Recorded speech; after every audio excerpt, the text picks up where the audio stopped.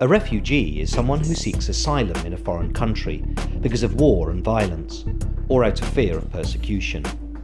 It's an idea that's been around in the UK for over 500 years, and many refugees have had a major impact on the UK's cultural and political life.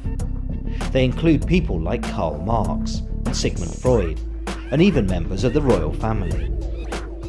As conflicts and political systems around the world continually change, so too do the countries people are forced to flee. Today, most of the UK's asylum seekers come from Somalia, Afghanistan, the Middle East or Zimbabwe. But deciding which asylum seekers are given leave to remain and become refugees is a very difficult task. In 2007, there were about 23,500 applications for asylum in the UK. 70% were turned down. Today, Hadi Boutamar and his family live a moderately comfortable life in a Sheffield suburb. But their apparently ordinary lifestyle hides the difficult circumstances and traumatic events that forced them to seek asylum in the UK. I am not here for better life. I came here to save myself, to save my life.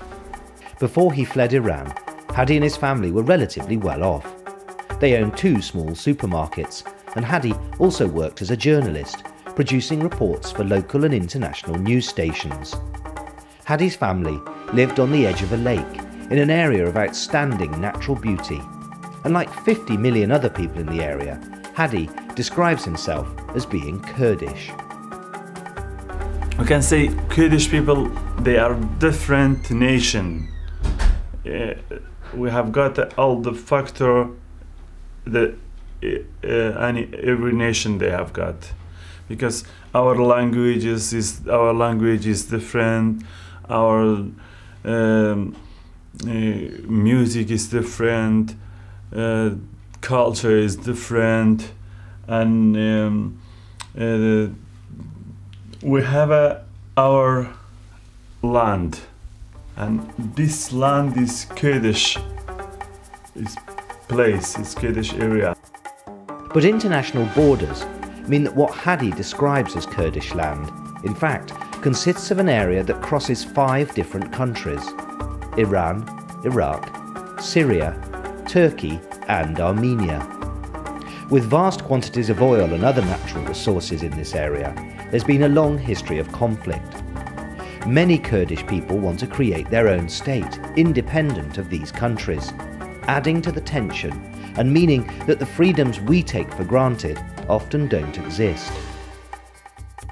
The newspaper and media inside of Iran, they are not allowed to write everything, and they closed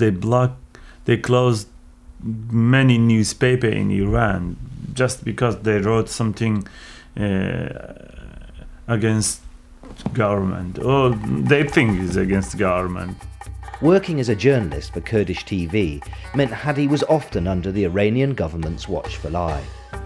But it was a seemingly innocent report that forced him to flee to the UK. In my report, I wrote only one thing: road is not standard because this car crash happened. And this thing, it was dangerous for me. About 7:30, somebody rang me and they said, where is your husband?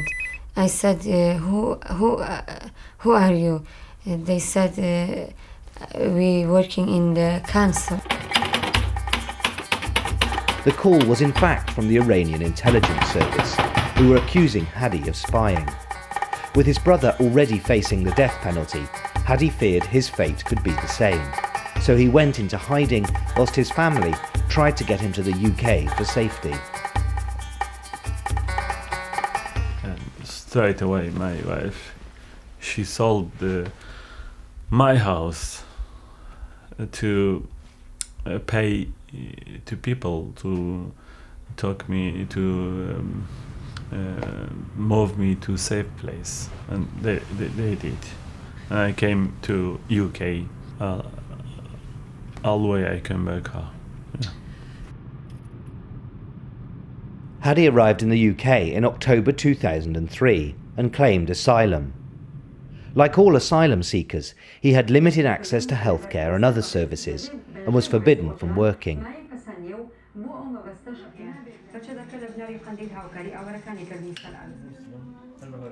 A lot of asylum seekers coming here are bringing skills that this country needs, that they're both the age and enthusiasm, you know, that they would actually maybe making a contribution to the, you know, Britain's economic development and the kind of growth if they were actually given the right to work and were seen as economic migrants. But the problem is people come on the basis of, you know, being oppressed, claiming asylum, and then it kind of, they switch into almost a no man's land of often then being excluded from kind of basic services that we would take for granted.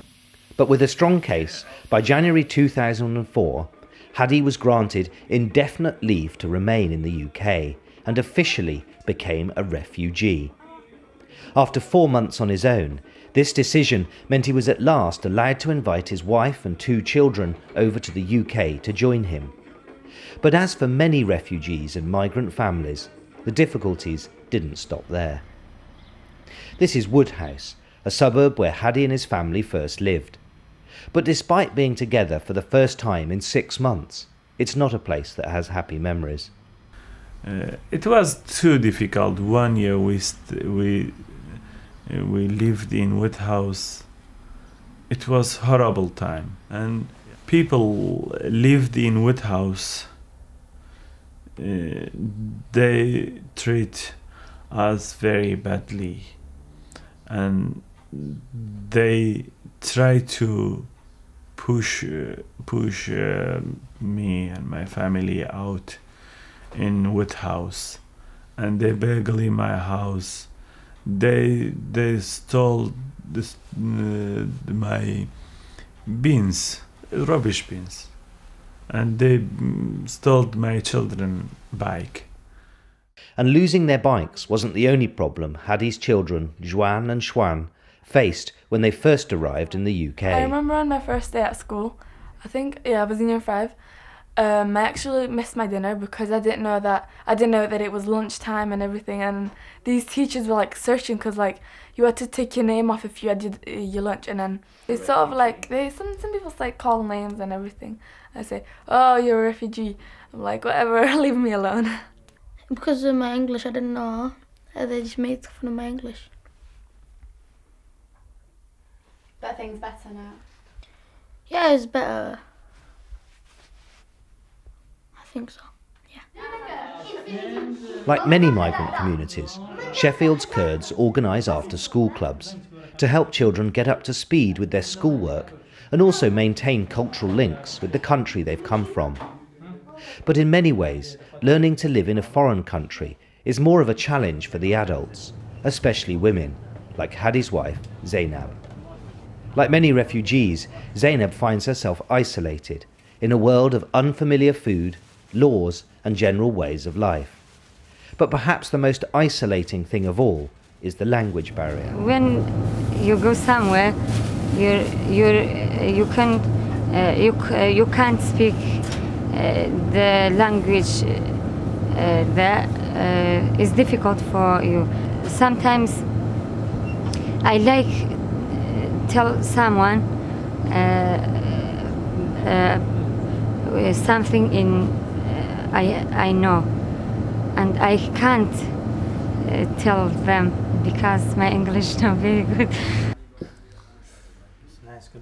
Despite the challenges, after nearly 5 years of living in Sheffield, Hadi and his family are beginning to feel more settled. But not all migrants are quite so fortunate, and Hadi's keen to help those who found the UK asylum process more difficult, like his friend Zudesht. When I came in 2nd February 2003, I've been in the street about 2 months. I applied for asylum seekers, but Home Office said we are not care. You can go and find somewhere for yourself. I'm strange people in this country. I applied for asylum seeker, you know. When I went to High Court without lawyer or solicitor, because they say we don't pay for you. Despite arriving in the UK 6 months before Hadi, 5 years on, Zadesht's claim for asylum still hasn't been settled. As his first application was turned down, he's currently appealing to have the decision reversed, and that puts him in a vulnerable and difficult position. If you don't get refugee status, and you have a whole different life from if you do, where people have had negative decisions but have not been returned to their country of origin, and in some cases are ending up either living on vouchers or kind of living destitute, and by destitute that means that they're receiving no kind of form of support from the state at all. No smoking. Zadesht is given vouchers for his accommodation, which limits the places where he can live. His room might look okay now, but that's because he did it up himself. And when he first moved here, it was in a very bad state of repair, like the rest of the house where he lives. And that is an old house, actually have a bad smell, and the old carpet and the leaking. It's horrible. Actually, it's a very dirty place. And that is a kitchen room. So as we say, just please changing that. Say no. Oh, sorry. That person is from Iraq, the Kurdish. He's more than 4 years. That is a Kurdish from Syria. That from Eritrea. And that is just toilets, yeah. All the So 6 people. Yeah. We'll follow you in. Actually, that is my friend's rooms, but he's gone because that room they're leaking. You cannot see. And all the radiator not working. So I can't live in here. As an asylum seeker, Zadesht isn't allowed to do any paid work. He has to live off £35 in supermarket vouchers he gets each week. This means relying on the goodwill of friends or getting donations from charities, especially as he usually sells his vouchers to buy phone cards or bus tickets. Actually, I sold my gift card by £25 cash, less than, because I need cash money for my ticket, credit or something. And then when I get that should be show your picture, you know. The amount of voluntary work asylum seekers can do is also restricted. And with little money to get by, boredom, depression and other mental health problems are very common. About the psychology, if you go in and search and check all the asylum seekers, is more than 90 or 80% that have a mental problem. Just stay at home, you know, just thinking. You can't go anywhere. Somebody have a family in the damn country. For example, that person in Downs have 2 children and a wife in Iraq. You know, I don't know how to explain his feel at the moment. Every night he's crying, and my children, my children. As the government seeks to reduce the number of asylum seekers, the future for people like Zadesht looks increasingly bleak. But for many forced migrants, the greatest hope is to return to the country they once fled. And Zadesht and Hadi say they'll continue to campaign until the freedoms most people take for granted have been restored in their homeland.